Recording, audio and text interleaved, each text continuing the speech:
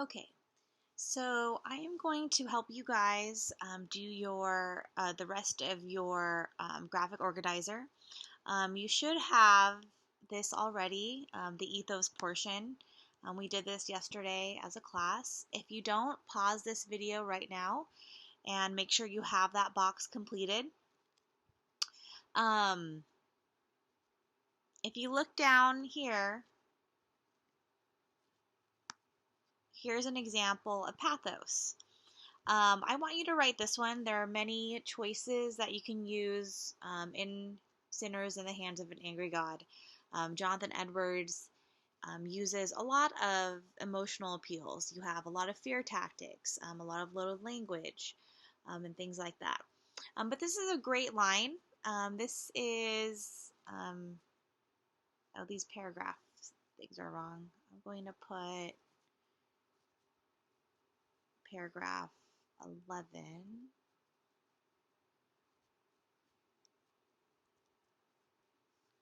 And then here, this line, the, the bow of God's wrath is bent, and the arrow is made ready on the string. Let me look. I think that is in paragraph. Oh, I'm sorry. I think it was the bow of God's wrath. I think that's paragraph 6. 1, 2, 3, 4, 5, 6. Yes. It's on the second page of your green packet. It's right here, the very beginning of paragraph 6. If you remember when we were doing our saying and doing, we said that that was an example of pathos. It was great imagery. We have some loaded language, but specifically it is fear tactics. Again, you can pause this video to copy these two down, but you can also look at your saying and doing paper. The bow of God's wrath, remember wrath is extreme hate through anger, is bent, and the arrow is made ready on the string. And the justice bends the arrow at your heart, so at the heart of sinners. And then you have this phrase right here, at any moment, right, this angry God can strike that arrow into your heart, and it can be drunk with blood. Because you are a sinner. And so you have this great visual imagery, right? This loaded language that creates fear.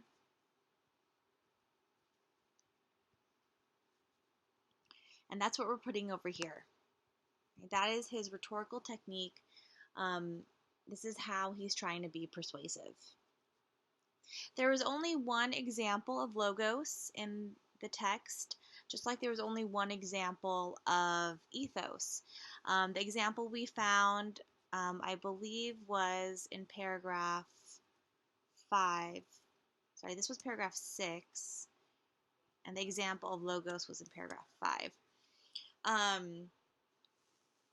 This was a logical process. We had said that it might possibly be a logical fallacy, a slippery slope. But if you don't have this down, again, this is in your saying and doing paper, but we're going to also put it here. So that thus it is that natural men are held in the hand of God over the pit of hell. They have deserved the fiery pit and are already sentenced to it. We had used a different line in our saying and doing paper. If we look back at paragraph 5, it was this first line. And this phrase right here in particular, natural men, remember, unconverted men who were born with original sin, right? They deserve here to go to hell, and they're sentenced to it. Because they've done nothing to lessen his anger. Remember, we said that in the saying part. And what is Jonathan Edwards doing here?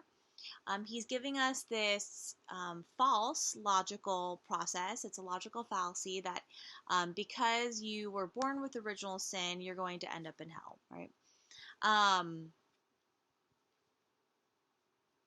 Because you're unconverted. So therefore, you should convert. And that's what we put over here. So go ahead again and pause this video if you need to fill in the rest of the boxes. All right, now on a separate piece of paper, get out a lined sheet of paper, you are going to copy down exactly what I am going to type over here. On your rhetoric test next week, you're going to type it onto a Google Doc on Google Classroom. But for today, you're going to handwrite what I am typing. At the same time, I do want you to label. So when I make a comment, for example here, I can press this and add a comment. You are going to label on the side of your paper. But when you do write your written part for your rhetoric test next week, you're going to change this to your last name.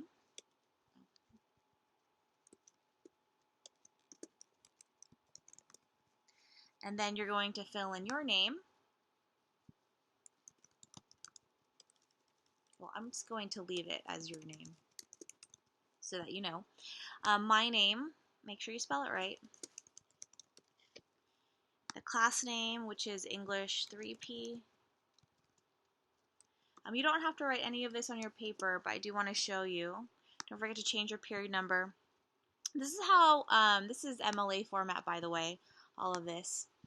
And the date specifically, notice the number goes first, there's no comma. Okay, so you would change that next week on your rhetoric test when you're typing it. Today, again, you would put your name, date, and period in the upper right-hand corner. Don't forget to highlight it. And then the title will be Edwards Rhetorical Analysis. Or we could put Sinners. Let's do that. Sinners in the hands of an angry God.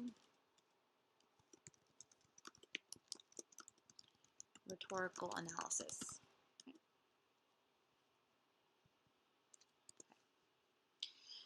So the first thing that we need in our idea chunk, and remember an idea chunk has the claim or main idea or topic sentence that includes the title of the piece, the author, and then just briefly what are you going to talk about in this paragraph. And then that is followed with some evidence and then some explanation. Remember, we're going to do that evidence and explanation 3 times.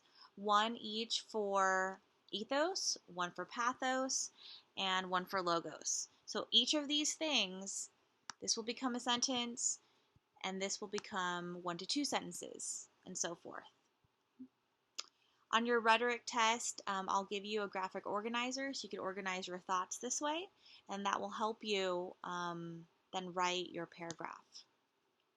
Again, you're writing this on a separate piece of lined paper, and this will become the template that you can use next week for your rhetoric test when you analyze a different text on your own. Okay. So the first thing that we need is a topic sentence, so let's include the title. So and I'm putting the title in quotation marks because it is it's a speech. It's a short work. So in Sinners in the hands of an angry God. I put a comma there. Let's put the author, Jonathan Edwards. And if we go back to your green copy, if we scroll up here, it has some information about him. So Jonathan Edwards, remember we said that he was acclaimed as a pastor. And so we can add some of that information. We can even add the year that this speech was given, or the sermon was given. So sinners in the hands of an angry God. We can put the year.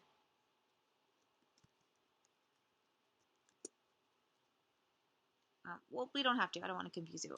So in Sinners in the Hands of an Angry God, Jonathan Edwards, an acclaimed pastor.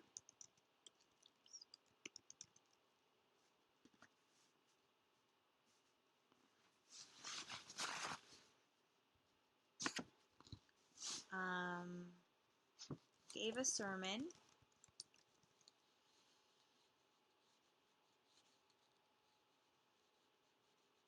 that uses persuasive rhetoric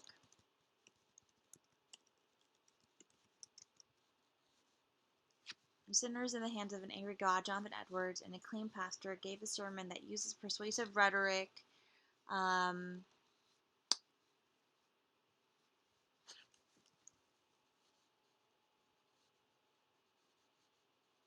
Or we can change that. That uses rhetorical appeals to persuade his congregation to convert to Christianity and devote themselves to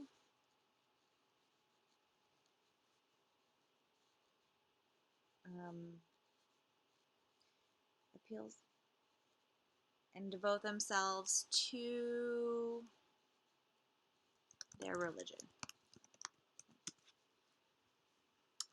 So again, if you need more time, pause this video so you can write this again on your lined paper. So we have our title, we have the author, right? We have some information about the author if you have that. We mention what Edwards is doing, rhetorical appeals, and then what this paragraph is going to be about, how he uses rhetorical appeals to persuade his congregation to convert to Christianity. Okay. So I'm going to label this. So once you have that written down, make sure you label on the side. I want you to label this topic sentence. All right, let's move on. So let's start with ethos first. So let's take this information and we're going to create a claim, evidence sentence, and explanation. So we need to do those three things: claim, evidence, explanation. Again, if it helps you to use the idea chunk graphic organizer that I have, the yellow one, it's there on the table for you to get. Just grab one. So going back here, the first thing we need to do is talk about, let's have our claim sentence. So let's start with, again, just what is ethos, okay? So Edwards, and remember when you refer to the author, you're always referring to his last name.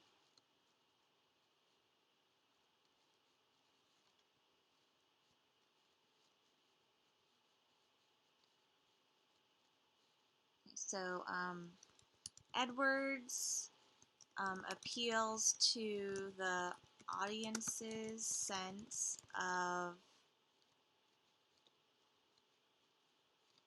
morality by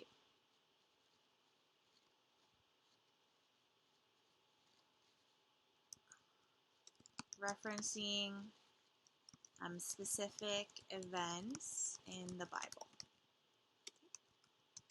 So that's our claim sentence. If you need to pause the video again to copy that down, go ahead. But we need to label that. Okay, so I'm going to label that on the side as my claim, okay, for ethos. Okay. So we have our claim. Now we need our evidence, and that is this sentence right here, the one that you have in your or on your graphic organizer.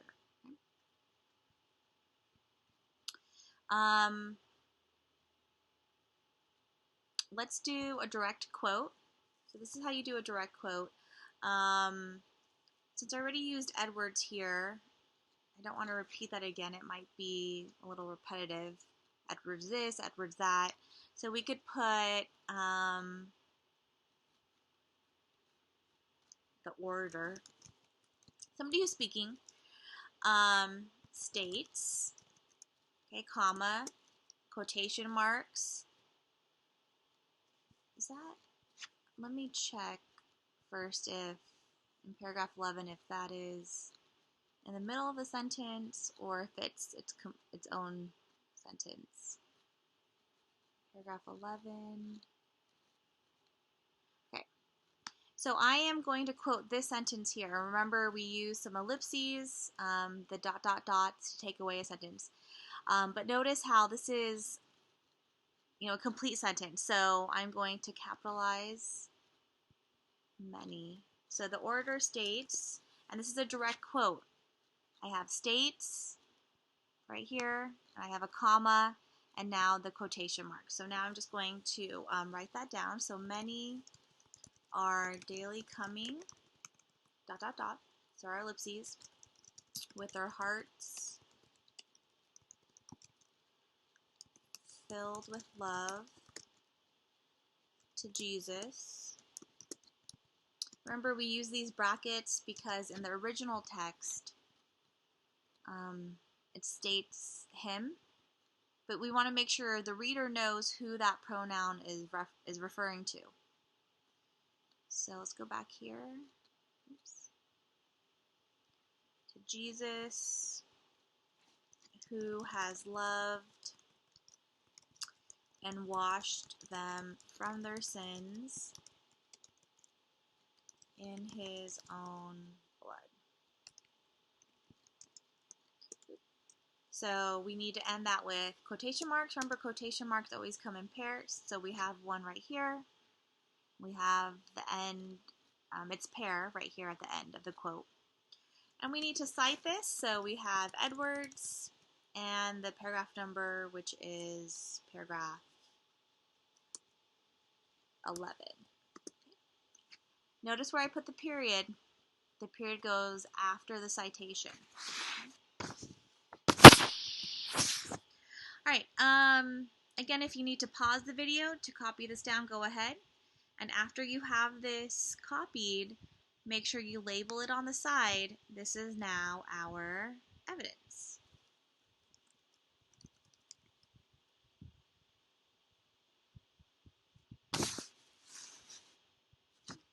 Evidence, don't forget about the citation. So include citation. You can actually circle the citation if that will help you remember to include it.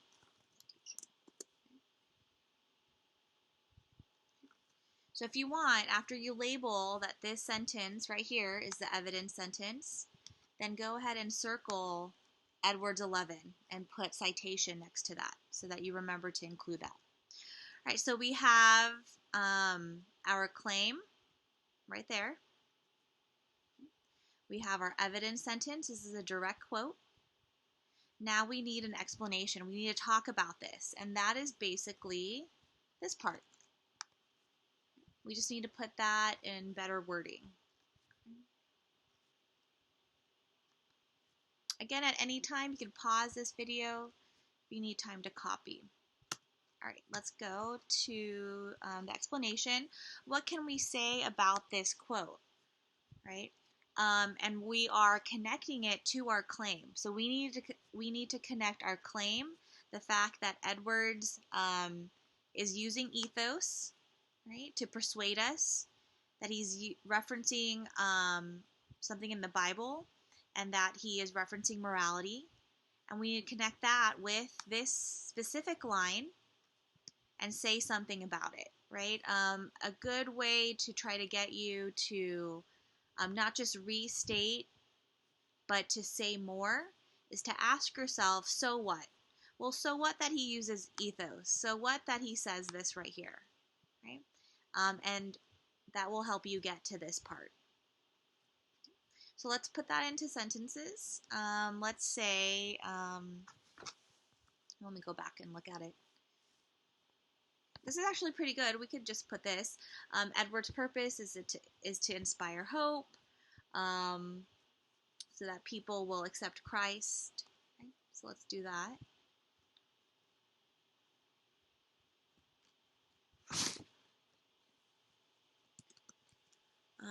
By alluding, and that's a different form of the word allusion, by alluding to stories in the Bible and comparing Jesus's. Notice this. This is, I know people will think that's weird, but Jesus is one person. So this right here is singular. One person, one Jesus. But we have singular possessive. So apostrophe S. Rules are different everywhere. I think in England, they don't do that. They just put the apostrophe. But if you just have the apostrophe, if you don't have this S, here, it's considered plural possessive. So we just want to put apostrophe S. So comparing Jesus's worshipers. I spelled that wrong. Worshipers.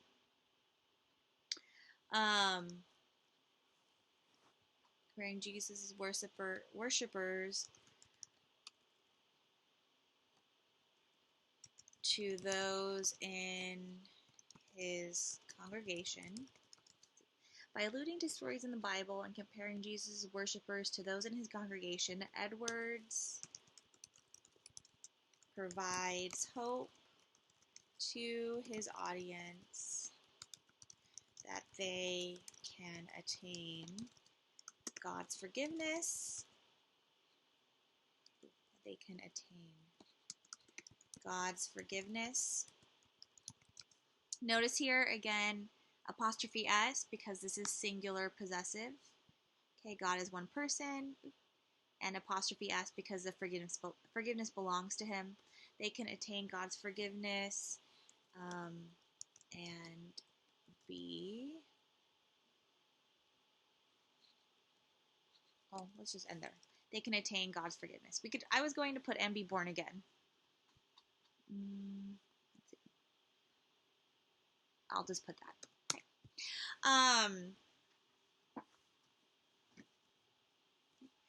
Let's write maybe one more sentence. Remember, in the explanation, you should probably have 2 sentences at least. 3 is better. By alluding to stories in the Bible and comparing Jesus' worshipers to those in his congregation, Edwards provides hope to his audience that they can attain God's forgiveness. In choosing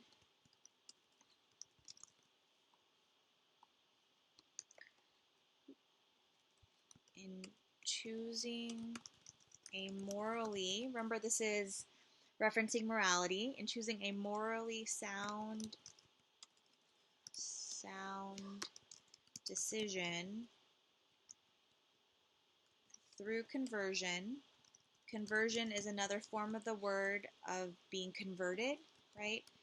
He doesn't want you to be an unconverted man. In choosing a morally sound decision through, conversion, people can avoid the fires of hell. So let's label that. Again, at any time, pause the video so that you can write this on your paper. And when you're done writing it, go ahead and label this explanation.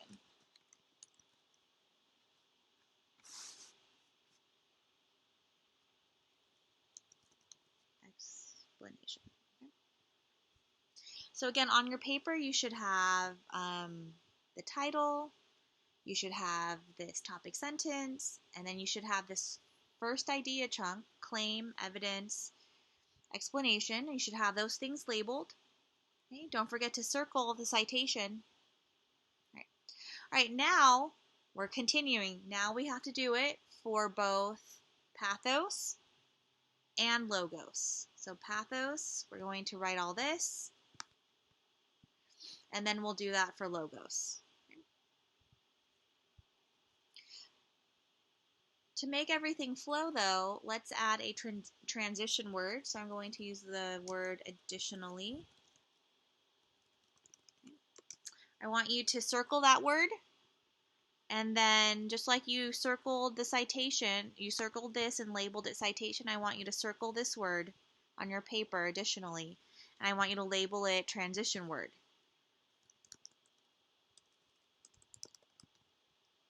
Or just transition.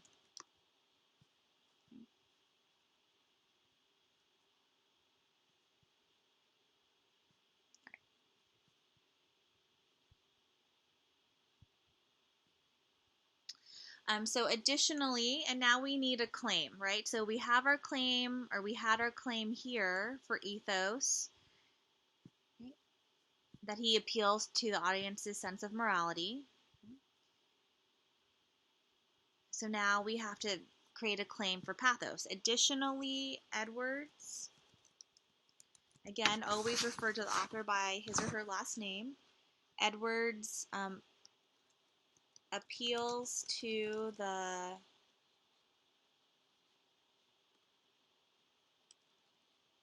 his audience's emotions by his use of pathos. So your claim can be as simple as that. Oh, through. You can use through. Additionally, Edwards appeals to his audience's emotions through his use of pathos. You could word it differently by employing pathos. That's fine.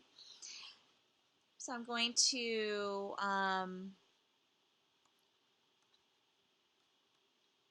well, let's not label this yet. Let's continue. Let's do the evidence sentence. So we have our claim. We said what he's using next, pathos, which is an emotional appeal. So in your claim sentence, make sure you not only tell me which rhetorical appeal you're going to talk about. So, okay, I'm talking about pathos now, but that you know what pathos is. Emotional appeals. Okay, you did that here.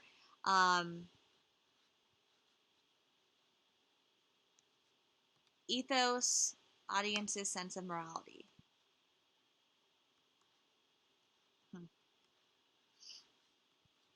Okay, so additionally, Edwards appeals to his audience's emotions through his use of pathos. Let's write our evidence sentence by using this great line right here.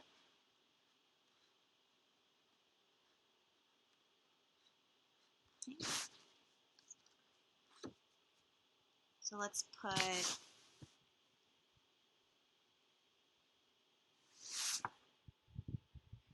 this time I'm going to use an embedded quote. So that means I'm going to take this sentence and make it part of, instead of just saying Edward writes, instead of just copying it just like this is a direct quote. Edward writes, Edward states, and then you have the sentence. Notice this capital letter, right? Or that capital word. I'm going to embed it within my sentence. Okay, and you're going to see the difference right here. So, additionally, Edwards appeals to his audience's emotions through his use of pathos. We're going to talk about loaded language. So, loaded language and imagery work together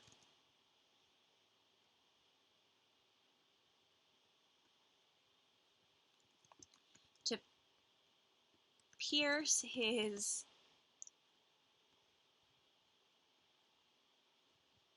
I was going to put his listeners' hearts. To pierce his listeners' hearts. I wanted to use the word pierce because we're talking about emotion. Loaded language and imagery work together to pierce his listeners' hearts when he explains that. Okay, so notice right here I'm using the word that. When he explains that, and now I'm quoting the line from the text, that it is nothing but the mere pleasure of God that keeps the arrow one moment from being made drunk with their blood.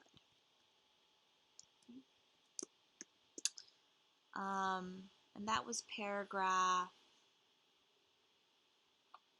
6. And notice I put the brackets around the word there because in the original text it uses the word your. but I want to make it make sense because I'm talking about the audience and the listener in the third person in this paragraph. So I'm changing that, but I have to put those brackets. And then we're just going to put 6. We don't have to necessarily put Edward 6 because, again, there's only one author here. Oops, I forgot my quotation marks. Remember, they always come in pairs. Okay. And then the period comes after the citation. All right, so I have my claim with the transition word right here. I have my evidence sentence. This is an embedded quote. And now I need my explanation, again, which is this part right here, the analysis part. Okay. So again, if you need to pause the video to copy this down, go ahead. Right now I'm going to write the explanation. So again, you want to ask yourself, so what? Okay, so what Edwards is using pathos? So what that, he's talking about this arrow, and he's using this imagery. I spelled that wrong. He's using this imagery that sinners who don't convert will, end up in hell, and this could happen to them. That this arrow that God shoots them down with will be drunk with their blood. Okay, what is this doing? It's creating fear, right? It's creating fear in the hearts of his congregation to get them, to persuade them to convert. So let's put that.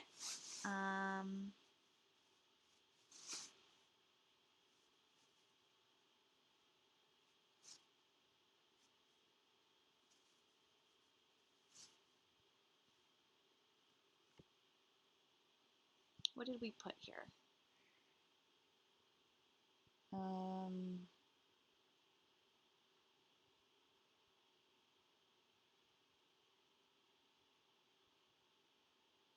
I like all of this. Let's see.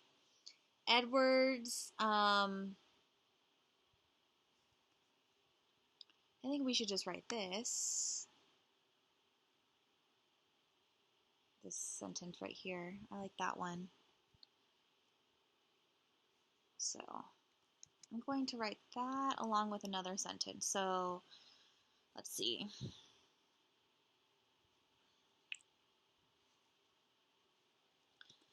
The symbolic arrow represents God's judgment of those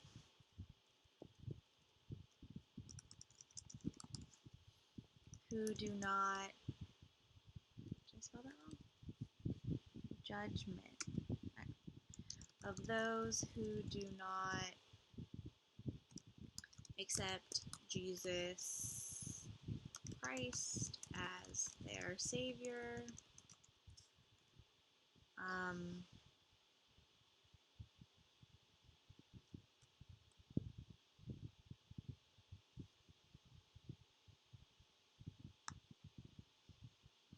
And then I copied and pasted this from here, but let me retype it. Edwards purposefully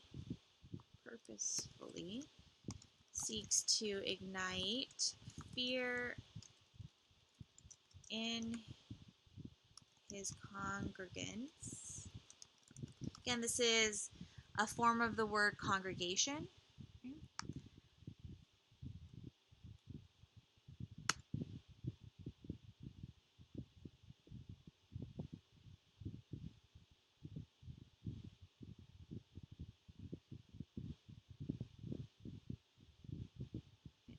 So let's see. The symbolic arrow represents God's judgment of those who do not accept Jesus Christ as their Savior. Edwards purposefully seeks to ignite fear in his congregants to convince them to be born again. So I want you to label all of that. So you have claim, which which is for pathos. You have your evidence sentence. And your evidence sentence, you can use a direct quote. That is the easier one. Just putting Edward states, Edwards writes, comma, and then copying down the sentence straight from the text. Or you can use an embedded quote like we did here. It's up to you. I just wanted to show you the different options. And then we have our explanation. Remember, with the explanation, you don't want to just restate what you've already said. You want to connect them and say something new, something else, right? The so what part. All right, so now we just have one more, and then we have to write our concluding sentence. So now we have to do the same thing for logos. Okay, we're going to write this part, and then we'll end it with a concluding sentence, and then you'll be done. And this is what you will have to do next week, but on your own. But you can use this as an example, as a template to help you. Okay? So now let's talk about logos.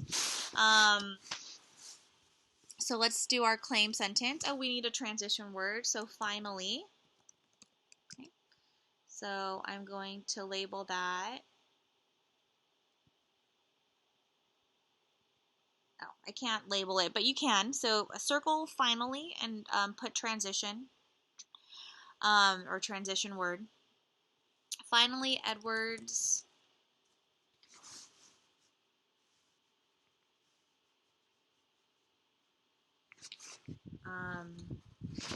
finally Edwards uses a logical process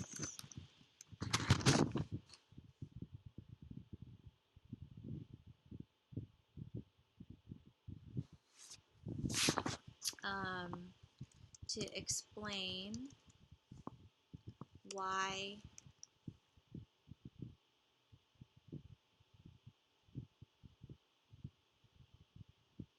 use a logical process to convince. Finally, Edwards uses a logical process to convince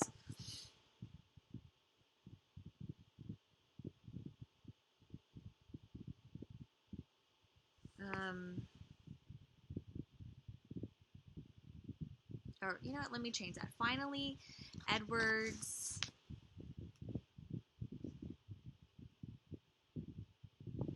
to convince his audience of the importance of converting.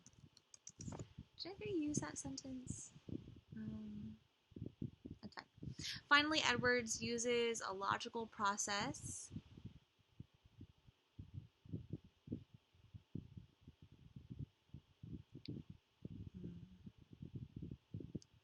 So basically in your claim sentence, I just want to know what rhetorical appeal are you using now? So you're using logos. Okay, so now you're talking about logos.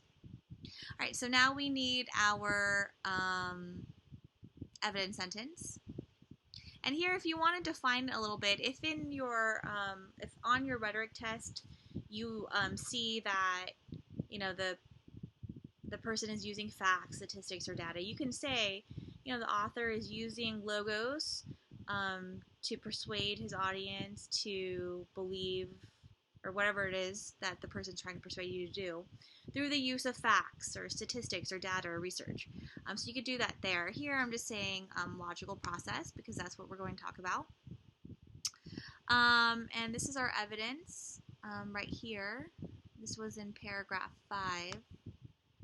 Oops.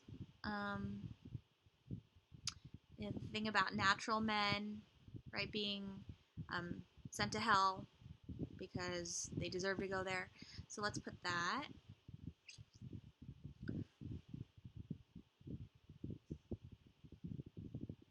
I might use a direct quote. Let's see. Let me go back there. Where's paragraph 5?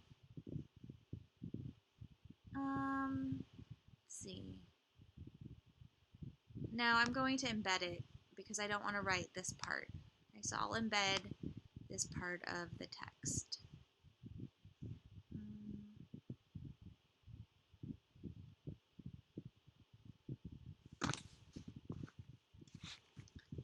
Edwards. Oh, where am I? Oh, sorry. Finally, Edwards uses a logical process to convince his audience of the importance of converting.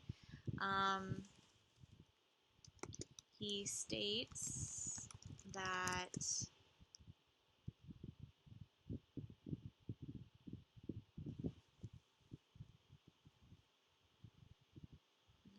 natural men are held in the hand of God over the pit of hell. I'm going to just put natural men have deserved the fiery pit. Natural men. Oops. Oh, natural men. I wonder if I can copy and paste this.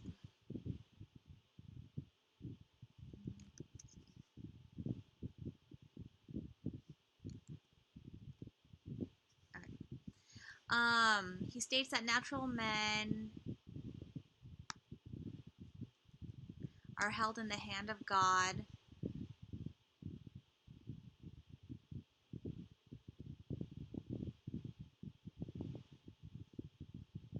He states that natural men are held in the hand of God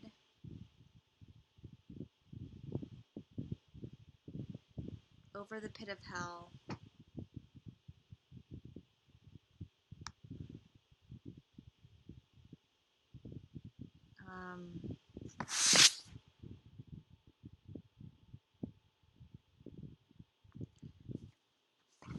States that natural men are held in the hand of God. I'm going to split it up. Since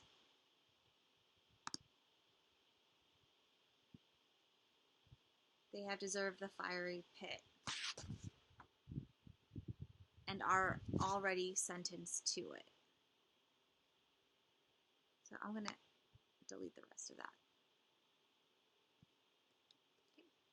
And this is paragraph 5.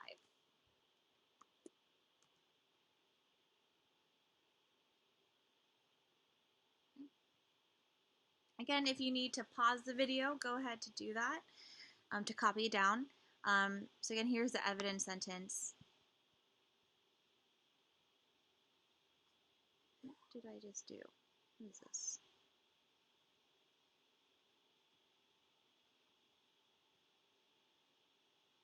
Sorry, this is supposed to be...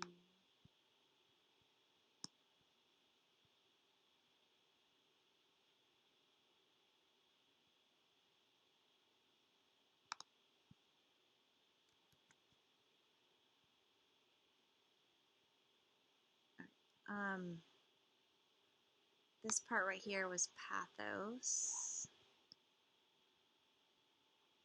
Just make sure you're labeling it correctly. There we go. And then this is logos right here. Okay. So we have our claim sentence with our transition word. We're referring to the author by his last name, capitalizing it because it's a proper noun. Here we're embedding the quote, but I did split it up. Notice I have quotation marks here and here. They come in pairs, and then here and here. And then I have my citation. Okay. And then let's say something about it. If we go back here, here.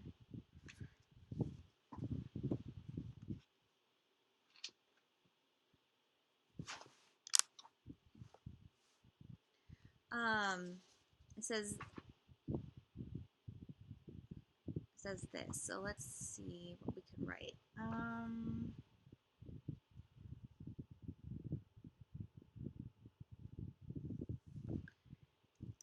Here, Edwards tries to create the logical argument that if one chooses to deny the necessity of conversion,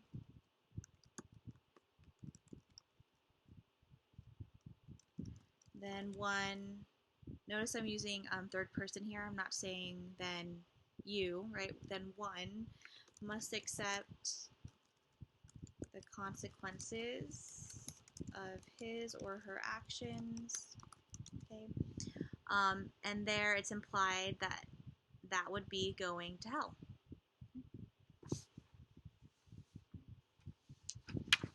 All right, so here let's label it. Again, if you need to pause, you can pause to get this idea chunk right here for logos. Oops. Again, it would be better if you would write more than one sentence for your explanation. So I have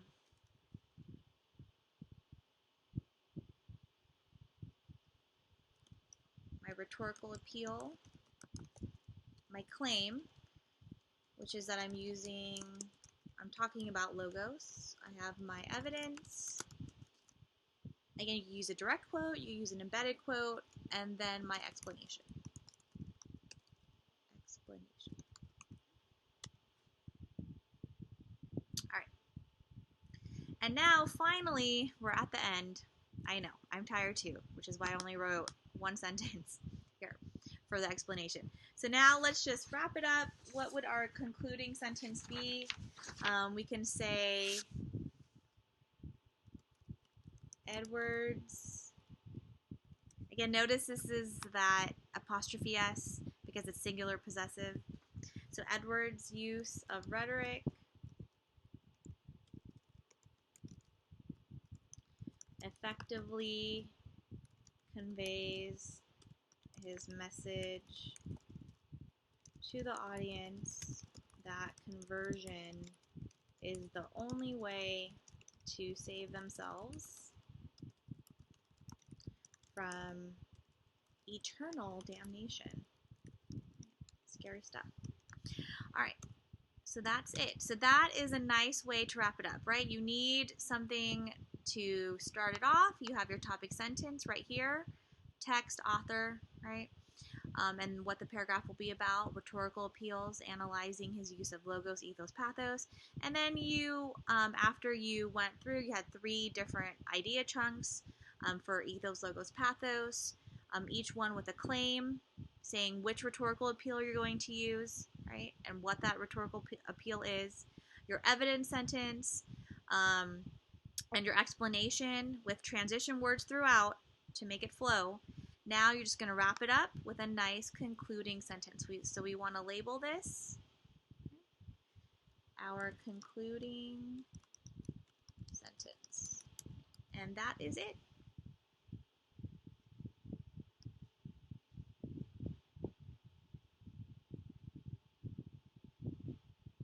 Okay, so I'm going to stop it.